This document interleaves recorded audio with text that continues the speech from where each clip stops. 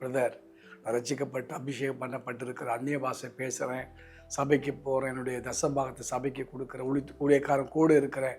ஆனால் பிரதர், யாரோ ஒருத்தர் செய்வரை வச்சுட்டே இருக்கிறாங்க, என் மனைவிக்கு, என் பிள்ளைகளுக்கு, என் உடம்பு சரியான ஒரு ஆரோக்கியமாக இல்லை, ஏதோ நடந்து கொண்டு இருக்குது.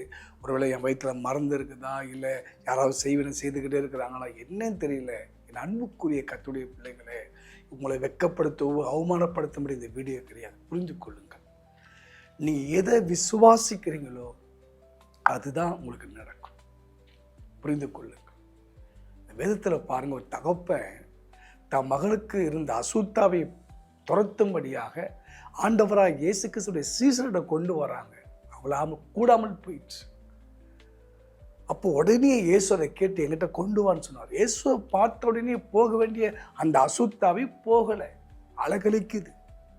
உடனே இயேசு அவனை பார்த்து, இவனுக்கு இது உண்டாகி எவ்வளோ காலம்னு கேட்கும்போது அவன் சொன்னான், சிறு வயது முதல் ஆண்டவரே, நெருப்பு பார்த்தா சாக போகிறான், தண்ணியை பார்த்தா சாக போகிறான், பிடிக்க நுரத்தள்ளி விழுந்து போகிறான், நீர் ஏதாவது செய்யக்கூடுமானால் உதவி செய்ய கேட்கும்போது இயேசு சொன்னார், நீ விசுவாசிக்கூடுமானால் எல்லாம் ஆகும் என்று சொன்னார். பிரியமானவர்களே, நீங்கள் எதை பிலீவ் பண்ணுறீங்க, எனக்கு வச்சுட்டாங்க, பண்ணுறாங்க, பண்ணிக்கொண்டே இருக்கிறாங்க, அந்த அறிக்கை நீங்கள் பண்ண பண்ண பண்ண நீங்கள் பிலீவ் பண்ணுறீங்க. ஏன்னா பவுல் சொல்லும்போது, விசுவாசித்தேன் ஆகையால் பேசுகிறேன். நன்றாக புரிந்து கொள்ள வேண்டும். நீங்கள் எதை கேட்குறீங்களோ அதை நீங்கள் பேச ஆரம்பிக்கிறீங்க. எதை பேசுகிறீங்களோ அது உங்கள் வாழ்வாக மாறுது. சத்துரு கிரியை செயல்பட ஆரம்பிக்குது.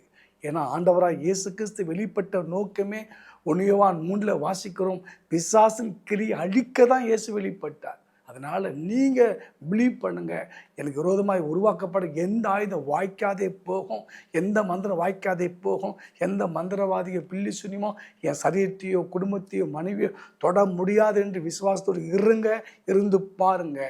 அந்த தகப்பன் உடனே மனஸ்தாபப்பட்டு அழுகுறான், ஆண்டவரே என் அவிசுவாசம் நீங்கள் இப்படி உதவி செய்யணும்னு சொல்லி. அதே போல் முதல் அந்த பில்லி சுனித்தை பற்றி மந்திரபத்தை பற்றி பேசுறதை விட்டு விடுங்க.